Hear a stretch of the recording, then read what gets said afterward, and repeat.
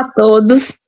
Hoje iremos abordar sobre a modelagem matemática do decaimento de poluentes em corpos d'água após ações de tratamento de esgoto. A dupla é composta por Adeli Araújo e Patrícia Souza. O problema ambiental que abordaremos será o aumento de coliformes fecais em rios e lagos. Desta forma, representa riscos enormes à saúde pública. As principais fontes de contaminação é o esgoto doméstico sem tratamento e os dejetos de animais, entre diversos outros. Os impactos que isso pode ocasionar são doenças como hepatite e a cólera. Dessa forma, é de suma importância o controle ambiental, pois assim visa garantir a qualidade da água para consumo humano e atividades recreativas.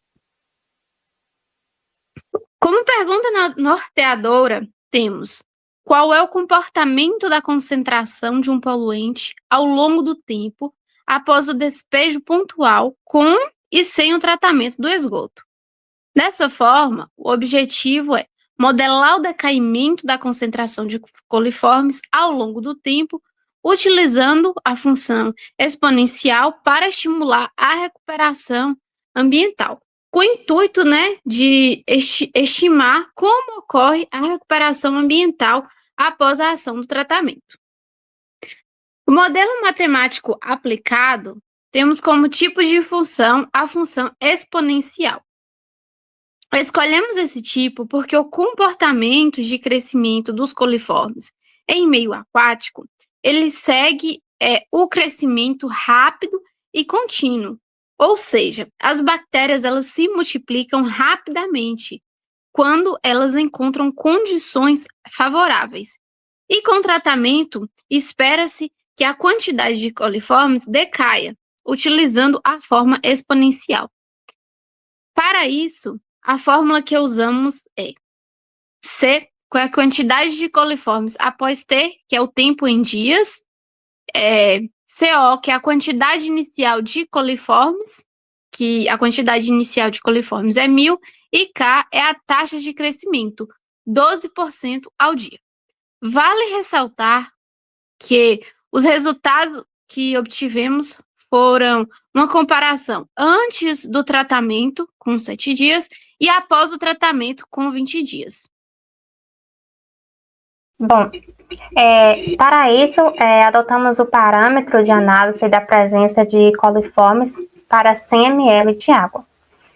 E aí, utilizando a fórmula da função exponencial, o C0, que ele indica aí a quantidade inicial de coliformes, que nesse primeiro caso ele equivale a 1.000. O K, que ele é a taxa aí de crescimento, a porcentagem, que é 12% nesse primeiro cálculo.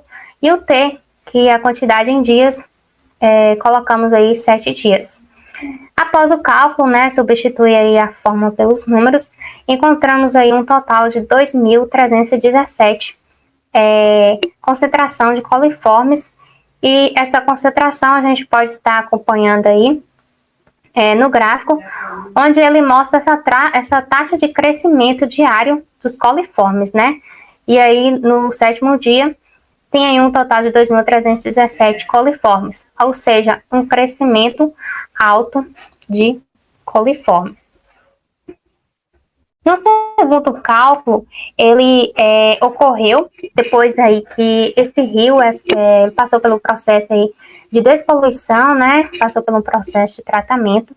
Aí utilizamos um cálculo aí de 20 dias, onde aí a concentração de coliformes iniciais ela é de 200, a taxa de crescimento é de 7% e o dia 20, o tempo é 20. E aí, após substituir aí a fórmula pelos números, encontramos aí um total de 811 coliformes.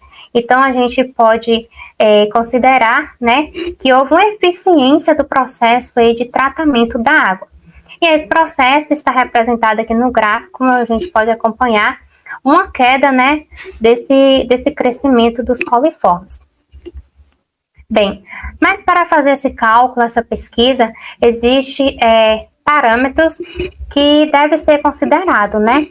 E aí, para a água potável, né, que é a água considerada ideal para o consumo humano, a taxa é de 0 coliformes fecais em 100 ml de água, conforme a portaria do Ministério da Saúde.